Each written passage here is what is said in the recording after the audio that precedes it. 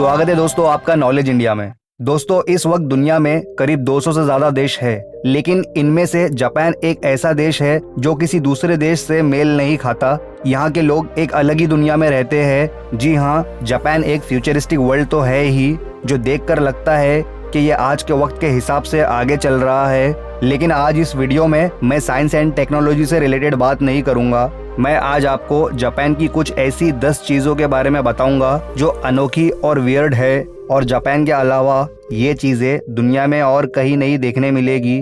तो चलिए दोस्तों शुरू करते हैं वीडियो को। लेकिन उससे पहले अगर आपने अब तक इस चैनल को सब्सक्राइब नहीं किया है तो कर लो, और बगल वाले बेल आइकन को भी ऑन कर देना। नंबर 10 पर है नूडल्स बात। दोस्तों ये बात तो आप जानते ही होंगे कि जापान के लोग खाने में नूडल्स का इस्तेमाल सबसे ज्यादा करते हैं। जापानीज रेमन नूडल्स जो कि सबसे पॉपुलर नूडल्स है। यूजुअली जापानीज लोग नूडल्स तो किसी भी वक्त खाते हैं, चाहे ब्रेकफास्ट हो, लंच हो या डिनर। लेकिन अब इधर एक बात हैरान करने वाली है, क्या कोई नूडल्स में नहा सकता है? वेल, हम सब तो डेली नहाते हैं, लेकिन पानी से। पर जापान में लोगों की सोच बिल्कुल अलग है। जापान के साउथ ईस्ट में एक टाउन है जिसका नाम हैकोन है। इस टाउन में एक स्पा है, यूनेसन स्पा हाउस, जहां आप नूडल्स बाथ ले सकते हैं। इस स्पा में टब को रेमन नूडल से भर दिया जाता है और कस्टमर्स इसमें नहाते हैं। आप सोच रहे होंगे ये क्या बेवकूफ़ों वाली हरकत है, लेकिन वहाँ के लोगों का मानना है कि अगर आप एक बेहतरीन और शानदार स्किन पाना चाहते हैं तो रेमन नूडल्स की रेसिपी सबसे बेस्ट है। इस नूडल्स से भरे टब में नहाने के बाद आपको किसी स्किन क्रीम की जरूरत नहीं पड़ेगी, आपकी स्किन परफेक्ट हो जाएगी। ऑफ कोर्स ये थोड़ा इडियोटिक लग रहा है, पर बहुत से लोग ये स्पा लेने आते हैं और इस नूडल से भरे टब में नहाते हैं। नंबर 9 पर है कंफर्टेबल कॉर्पोरेट जॉब्स। दोस्तों आप अगर किसी कॉर्पोरेट ऑफिस में जॉब करते होंगे तो आप जानते ही होंगे ये कितना टफ होता है। पूरा दिन चेयर पर बैठकर स्क्रीन के सामने काम करना, और बॉस आपकी जान लेने पर तुला होता है। मतलब काम के वक्त आप रेस्ट नहीं कर सकते। लेकिन जापान में ऐसा नहीं होता। जापान में ऐसी सैकड़ों कंपनियां हैं जो कि ना सिर्फ अपने एम्प्लॉयज को सोशली और इकोनॉमिकली सपोर्ट करती है, बल्कि इनके हेल्थ का भी ध्यान रखती है। जापान की कई कंपनीज अपने एम्प्लॉयज को आधा घंटा सोने के लिए देती है ताकि इनकी थकान दूर हो जाए और फिर पूरे फोकस के साथ ये दोबारा काम स्टार्ट कर सके। आप सोच रहे होंगे ये एम्प्लॉयज ऑफिस में सोते कहाँ होंगे। एक्चुअली इनके आराम के लिए ये रिलैक्सेबल चेयर्स लगाई जाती है जिस पर ये आराम से सो सकते हैं। आधे घंटे की नींद कंप्लीट करने के बाद एम्प्लॉयज दोबारा काम शुरू कर देते हैं। कंपनीज का रूल है 1 बजे से लेकर 4 बजे के बीच एम्प्लॉयज जब चाहे तब रेस्ट एरिया में जाकर आराम कर सकते हैं। ये बहुत बढ़िया रूल है, ये इंडिया में भी लागू होना चाहिए। आपको क्या लगता है? नंबर 8 पर है वेटर्स टिप। दोस्तों जब भी हम किसी रेस्टोरेंट में खाना खाने जाते हैं तो वेटर्स को टिप देते हैं। अब ये जो चीज है ये दुनिया के हर देश में होती है, और देखा जाए तो टिप देना भी अच्छी बात है क्योंकि वेटर्स की सैलरी ज्यादा नहीं होती। बल्कि अगर कोई होटल में खाना खाकर वेटर को टिप ना दे तो लोग उसे कंजूस समझते हैं, और यही हरकत कोई अपने दोस्तों के सामने करे तो उसकी अच्छी खासी बेइज्जती हो जाती है। लेकिन जापान में दुनिया से बिल्कुल अपोजिट रिवाज पाए जाते हैं। जैसे कि अगर आप इंडिया में किसी वेटर को टिप दोगे तो वो खुश होगा, लेकिन अगर आप जापान में किसी वेटर को टिप दोगे तो उसे गुस्सा आ जाएगा। जापान में लोग टिप लेने को अपनी इंसल्ट समझते हैं। जापानीज वर्कर्स दुनिया के बाकी देशों के मुकाबले बहुत ही मेहनती होते हैं और इनकी सर्विस से हर कस्टमर सेटिस्फाई होता है, लेकिन ये टिप लेना बिल्कुल भी पसंद नहीं करते। इनकी सर्विस के लिए एक सिंपल थैंक यू इनफ होता है इनके लिए। अगर कोई टूरिस्ट जापान में वेटर को टिप देता है तो वो इसे ले लेते हैं ताकि टूरिस्ट को हर्ट ना हो, जबकि वो अपने लोगों से बिल्कुल भी टिप नहीं लेते। नंबर 7 पर है बेबी क्राइंग फेस्टिवल।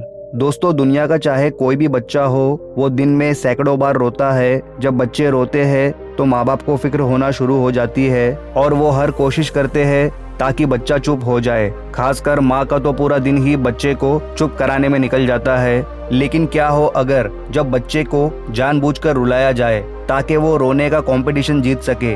जापान में एक ऐसा ही अजीबोगरीब फेस्टिवल ऑर्गेनाइज किया जाता है। हर साल अप्रैल में सेंसोजी टेम्पल के अंदर एक फेस्टिवल होता है जिसमें सुमो रेसलर्स बच्चों को उठाते हैं और इन्हें रुलाने की कोशिश करते हैं। ये सुमो रेसलर्स बच्चों को इतना अनकंफर्टेबल करते हैं कि वो पक्का रोते हैं। आप यकीन नहीं करोगे, अगर बच्चा ना रोए तो ये सुमोस डरावने मास्क पहनकर बच्चों को डराते हैं। और इन्हें ऊंची आवाज़ों से भी डराने की कोशिश करते हैं ताकि वो रोए। और ये लोग ऐसा कई सदियों से करते आ रहे हैं। इनका मानना है कि अगर बच्चों को ऐसे रुलाया जाए तो इससे मुसीबत दूर होती है और बच्चे सेहतमंद रहते हैं। तो इस फेस्टिवल में जो बच्चा सबसे ज़्यादा रोए उसे इनाम दिया जाता है। नंबर 6 पर है गॉडजिला। दोस्तों, अगर आप हॉलीवुड मूवीज़ देखते हो तो आपने गॉडजिला मूवी ज़रूर देखी होगी। इस मूवी में एक जायंट लिजर्ड जैसा दिखने वाला क्रीचर पूरे शहर को बर्बाद कर देता है। इसका साइज एक बिल्डिंग जितना बड़ा होता है। ऑफ कोर्स ये एक फिक्शनल मूवी थी, लेकिन जापान के लोगों ने इस मूवी को कुछ ज़्यादा ही सीरियसली ले लिया। आपको जानकर हैरानी होगी कि गॉडजिला फिल्म 1954 में सबसे पहले जापान में बनाई गई थी, जिसमें ये बड़ी छिपकली शहर को तबाह कर देती है। फिर बाद में ये कंसेप्ट हॉलीवुड ने उठाया था। खैर जो भी है, अप्रैल 2015 में गॉडजिला को जापान का ऑफिशियल सिटीजन बनाया गया है। इसका मतलब ये जायंट लिजर्ड जापान का सिटीजन है। सिर्फ इतना ही नहीं, गॉडजिला को जापानीज पासपोर्ट देने के लिए एक ऑफिशियल इवेंट किया गया था, जिसमें सिटी के मेयर ने इसे जापानीज सिटीजनशिप दी। इसके अलावा 1954 की फिल्म में गॉडजिला ने जिन जिन शहरों को तबाह किया था, इसे उन शहरों का टूरिस्ट एम्बेसडर बनाया गया है। दुनिया में जापान टेक्नोलॉजी के मामले में तो आगे है ही, पर इस तरह की बचकानी हरकत में भी आगे है। नंबर 5 पर है ब्लू ट्रैफिक लाइट्स। जब बात ट्रैफिक लाइट्स की आती है तो दुनिया भर में एक ही रूल है, ग्रीन लाइट मतलब गो और रेड लाइट मतलब स्टॉप। लेकिन जापान में ऐसा नहीं है। बहुत ज़्यादा लोग इस फैक्ट से अवेयर नहीं है, पर आपको बता दूं, जापान में ट्रैफिक लाइट ग्रीन नहीं होती, उसकी जगह ब्लू लाइट होती है। और ये ऐसा इसलिए है, जापानीज लैंग्वेज में ग्रीन कलर हरे रंग को दर्शाने के लिए कोई वर्ड नहीं था। अगर आप नहीं समझे तो फिर से बता देता हूँ। जैसे ग्रीन कलर के लिए हमारी भाषा में एक वर्ड है हरा, वैसे ही जापानी भाषा में इसके लिए कोई भी वर्ड नहीं हुआ करता था, पर अभी है। दरअसल जापानीज में ब्लू कलर को आओ कहते हैं और उनका ये मानना था कि ग्रीन कलर ब्लू कलर का ही एक शेड है, जैसे लाइट ब्लू या डार्क ब्लू होता है। तो तब के जापानीज लोग ग्रीन को भी ब्लू ही कहते थे और मैक्सिमम जापानीज आज भी ग्रीन को ब्लू ही कहते हैं आओ। तो यही रीज़न है वहाँ ब्लू ट्रैफिक लाइट्स होती है। नंबर 4 पर है लोनली रेस्टोरेंट।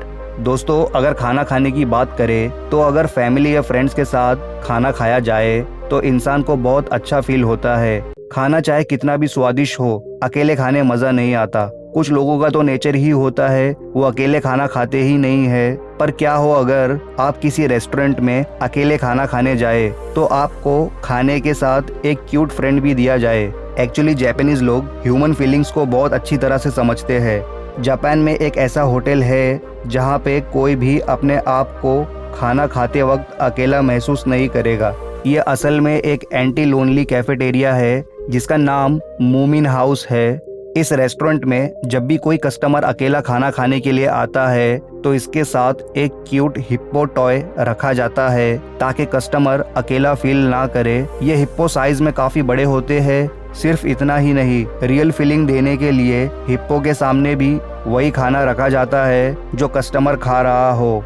अगर आपको हिप्पो पसंद नहीं है तो इनके पास और भी बहुत से टॉयज अवेलेबल होते हैं जिससे आप खाना खाते वक्त कभी भी अकेला फील नहीं करेंगे। नंबर 3 पर है वेंडिंग मशीन्स। दोस्तों, नॉर्मली हमने देखा है जो वेंडिंग मशीन्स होती है उससे ड्रिंक्स और स्नैक्स बेचे जाते हैं। आपको दुनिया भर में ज़्यादातर कॉमनली ये चीज़ दिख जाएगी। लेकिन अगर आप कभी एयरपोर्ट पर जाते हो तो वहाँ वेंडिंग मशीन्स में आपको फ़ोन चार्जर्स, टी शर्ट और अम्ब्रेलाज मिल जाएंगे। लेकिन जापान की बात करें तो जापानीज लोग वेंडिंग मशीन को एक अलग ही लेवल पर लेके जा चुके हैं। जापान में आपको वेंडिंग मशीन में लगभग हर चीज मिल जाएगी। हॉट एंड फ्रेश पिज्जा हो, फ्लावर्स बुके हो, सर्जिकल मास्क हो या अंडरवेयर हो, A to Z सारी चीजें। और जापान में आपको हर थोड़ी दूरी पर वेंडिंग मशीन्स मिल जाएगी। नंबर 2 पर है एडवांस टॉयलेट्स। दोस्तों, आप सब ये बात तो जानते ही हो कि दुनिया में टेक्नोलॉजी कितनी तेजी से बढ़ रही है। हर चीज बहुत एडवांस और हाईटेक होती जा रही है, लेकिन इस मामले में जापान ने पूरी दुनिया को पीछे छोड़ दिया है। जापान में दुनिया के सबसे हाईटेक टॉयलेट्स बनाए जाते हैं। नॉर्मली टॉयलेट सीट्स में सिर्फ फ्लश का बटन होता है, लेकिन जापान में बनाए जाने वाले टॉयलेट्स में सैकड़ों बटन्स और फीचर्स होते हैं। पहली बात तो ये ऑटोमेटिकली ओपन और क्लोज होते हैं। इन टॉयलेट्स के कमोड में सेंसर लगा होता है। जब भी कोई उसके नज़दीक आता है तो इसकी टॉयलेट सीट ओपन हो जाती है। इसमें आप पानी के प्रेशर को भी कंट्रोल कर सकते हैं। ठंड के दिनों में सीट और पानी को अपने ज़रूरत के हिसाब से किसी भी टेम्परेचर पर गर्म करके यूज़ कर सकते हैं। और इन टॉयलेट सीट्स में वॉशर के साथ साथ ड्रायर भी होता है, इसलिए ये टॉयलेट्स बहुत कंफर्टेबल होते हैं। नंबर 1 पर है पेंटागॉन ऑरेंज। दोस्तों, आप सब ऑरेंज तो खाते ही होंगे। ये फल ना कि सिर्फ स्वादिष्ट होता है बल्कि इसमें विटामिन भी बहुत ज़्यादा होते हैं। अगर माल्टा की शेप देखें तो ये स्फीयर शेप में गोल होता है। दुनिया में जहाँ भी इनकी फार्मिंग की जाती है वहाँ चाहे ये टेस्ट में थोड़ा बहुत डिफरेंट हो, लेकिन ऑरेंज का शेप और कलर बिल्कुल सेम होता है। पर जापान में ऐसा नहीं होता। जापान में आपको गोल नहीं बल्कि पेंटागन शेप के माल्टा देखने मिलते हैं। जापान में इस फ्रूट को गोकाकु नो रियोकन कहा जाता है। ये फ्रूट जापान में एक इलाका है यवाताहामा में ग्रो किया जाता है। इस फ्रूट का बस शेप ही डिफरेंट नहीं है बल्कि वहाँ के लोग इस फ्रूट को एक गुड लक मानते हैं। जब भी किसी की इम्पोर्टेंट मीटिंग होती है या बच्चे एग्जाम देने जाते हैं तो उन्हें ये फल खिलाया जाता है ताकि वो पास हो जाए। दरअसल गोकाकु नो रियोकन का मतलब होता है sweet smell of success in exam. इनके हिसाब से इस फल को खाने के बाद एग्जाम में कामयाबी पक्की है। एक्चुअल में इस फ्रूट का शेप नेचुरली ऐसा नहीं होता बल्कि इसे पेंटागन शेप के बॉक्स में डालकर ग्रो किया जाता है। जो भी हो, ये ऑरेंज दिखने में कमाल का दिखता है। तो दोस्तों, आज के वीडियो में इतना ही। ये वीडियो अच्छा लगा हो तो लाइक और शेयर ज़रूर कर देना। तो मिलते हैं नेक्स्ट वीडियो में, तब तक ध्यान रखिए अपना। Good bye.